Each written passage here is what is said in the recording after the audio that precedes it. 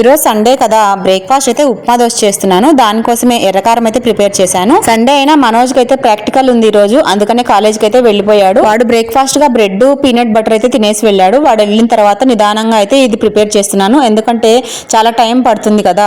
ముందైతే నీళ్లను ఇలాగ తెరిలించుకున్న తర్వాత 2 గ్లాసుల బొంబాయి రవ్వను వేసేసి కొంచెం నీళ్ళగా అయితే ఉప్మా ప్రిపేర్ చేసుకోవాలి. ఎందుకంటే మనం దీన్ని దోశ పైన అప్లై చేస్తాం కదా, అందుకనే కొంచెం నీళ్ళగా ఉంటేనే బాగుంటుంది. తర్వాత స్టవ్ పైన పెన్నాన్ని పెట్టేసుకొని కొంచెం టిష్యూతో ఒకసారి తుడిచేసుకున్న తర్వాత ఇలాగ దోశ పిండిని వేసి స్ప్రెడ్ చేసుకొని పైన కొంచెం కొంచెంగా ఉల్లిపాయ కారాన్ని అయితే వేసుకోవాలి. ఉల్లిపాయ కారం ఎలా చేశాననేది లాస్ట్ షార్ట్లో అయితే పోస్ట్ చేశానండి. ఎవరైనా చూస్తామంటే వీడియో నేమ్ కింద చిన్న ఎరో మార్క్ దగ్గర అయితే వీడియో లింక్ ఇస్తాను, ఒకసారి అక్కడ ప్రెస్ చేసి చూసేయండి. ఉల్లిపాయ కారాన్ని దోశకంతా కూడా స్ప్రెడ్ చేసుకున్న తర్వాత మనం చేసి పెట్టుకున్న ఉప్మా ఉంది కదండి, దాన్ని కూడా ఇందులోకి అయితే పెట్టేసుకుంటూ ఉన్నాను.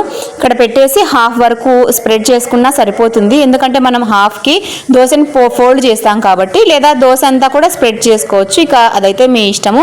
ఇప్పుడైతే నేను ఒక హాఫ్ వరకే దీన్ని స్ప్రెడ్ చేస్తూ ఉన్నాను.